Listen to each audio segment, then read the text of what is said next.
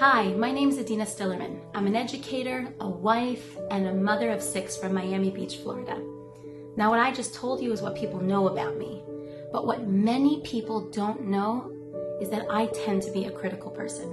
So when it comes to focusing on my personal power of words, not only do I have to work extra hard to find those positive things to say, but I've had to learn when it's important to not say anything at all, just to let things go. I have to remind myself of the power of silence. How do I do it? Well, I have a 3-word mantra that I got from a story I heard from Rabbi Pesach Krohn many years ago. It changed my life, and it'll probably change yours too. The story is about Zalman and Rivka Goldberg, and they had been married for quite a few years. They had quite a few children, and Rivka was now expecting another one. They apparently had a very good marriage. Life had its ups and downs, but they weathered it together. In one area, however, their different personalities were prominently displayed. Zalman was meticulous and punctual and organized and probably a bit of a perfectionist. And he was demanding of himself and probably by extension of everyone else around him. And Rivka was the exact opposite. She was a bit disorganized, she was messy, forgetful all over the place. If she didn't do it today, she'll do it tomorrow. And over the years, Zalman's anxiety from their differences was positively impacted by a motto that his wife Rivka lived by. When things didn't go as planned, she would say 3 words. Zeh lo chashuv. It's just not important. There was one summer afternoon while Rivka and the children were in their summer home in the Catskills. She called Zalman, who was working in the city for the week, and asked him to come home early on Friday because she needed a new checkbook, apparently. She seemed very concerned about these checks because during the next 2 times that she spoke to him throughout the week, she reiterated, he please not forget to come home early and she needs these checks.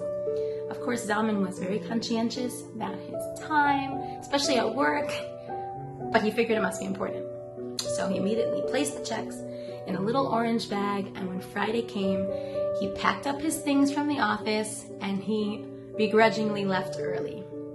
And when he arrived at their summer home, he hung that little bag on the post of the crib in their bedroom, and then he told his wife where it was. Well, Friday afternoon came, and Friday afternoon went, and those checks still were in the bag, untouched. And then the sun set, and Shabbos came, and the checks were untouched, and now Zalman's upset, thinking he should probably say something. Then came Saturday night and Sunday morning, and the bag was still on the post, exactly where he'd left it, collecting dust, not a single check taken out. He wanted to mention something. In fact, he probably wanted to yell something. Why did she insist that he leave work early and schlep those checks?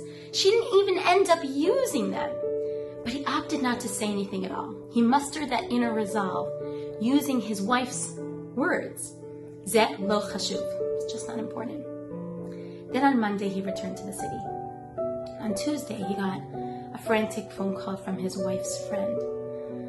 She said Rivka went into early labor and something was desperately wrong and he needed to come quickly.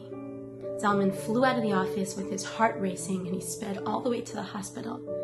But by the time he got there, Rivka had had a cardiac arrest and she was gone.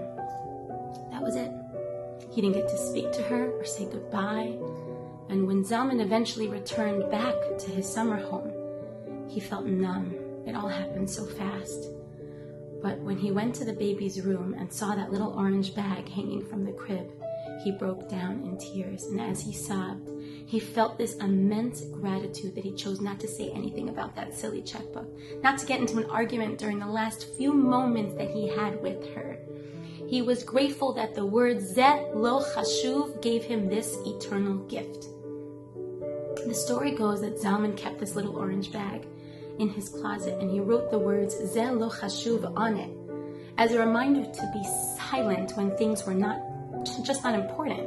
If there's anyone out there listening to this story that has a similar critical nature to me, then those words can be a lifeline. When you're drowning in negative feelings caused by the imperfect people in your lives, it's the power of these 3 little words that we speak to ourselves that gives us the resolve to stay silent when things are just not that important. And one day, after 120 years of life on this earth, we could see what these words can do for us. that we could help our relationships, heal our relationships, and live this beautiful life, that everything could really feel beautiful and wonderful, because it really is.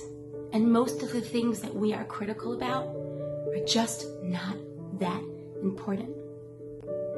And that's my gift to you. There's my mantra.